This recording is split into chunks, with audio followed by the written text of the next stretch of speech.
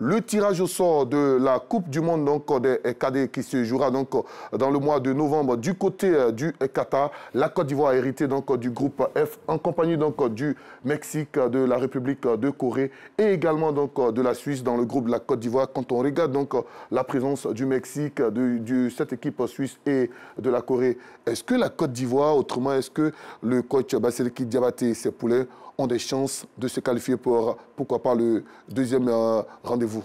Oui, moi je pense que c'est une équipe de Côte d'Ivoire qui a tout son potentiel. Quand on a regardé cette équipe de U17 évoluer, on a décelé énormément de qualité de Alino Aïdara en attaque jusqu'au portier de cette sélection. Vassiriki est un entraîneur de qualité. Il sait véritablement parler à cette catégorie de jeunes-là dans le football. C'est vrai qu'il va falloir faire attention à des équipes comme la Corée du Sud qui a une très forte histoire avec les équipes de jeunes, surtout sur le continent asiatique.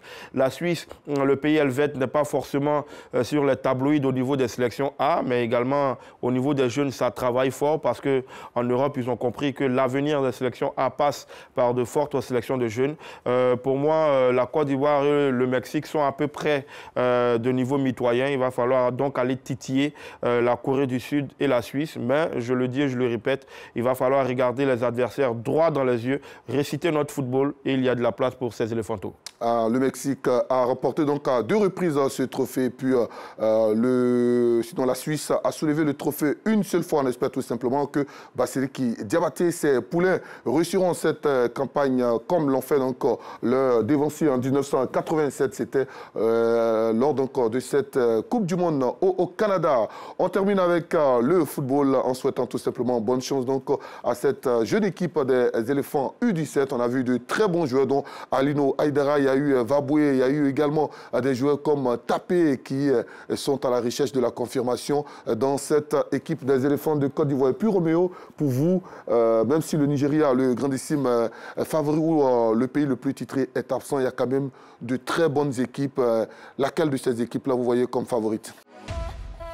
Télécharge l'application Betclic et vis le foot plus fort.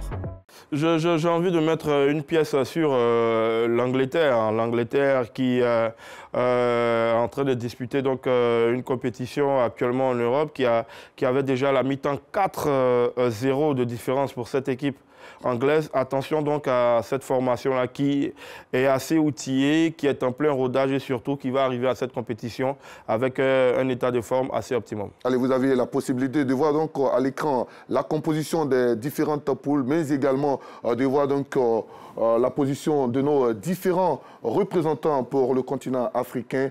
Au niveau donc du Mali, nous avons donc la Nouvelle-Zélande, l'Australie et puis l'Arabie Saoudite, c'est du côté du groupe L. Vous avez donc dans le groupe B le Maroc, tenant du titre au niveau donc de la CAN U17 en compagnie du Japon, la Nouvelle-Calédonie et le Portugal. Et puis la Côte d'Ivoire, on l'a dit, a hérité du groupe F avec la Corée du Sud, le Mexique et puis la Suisse.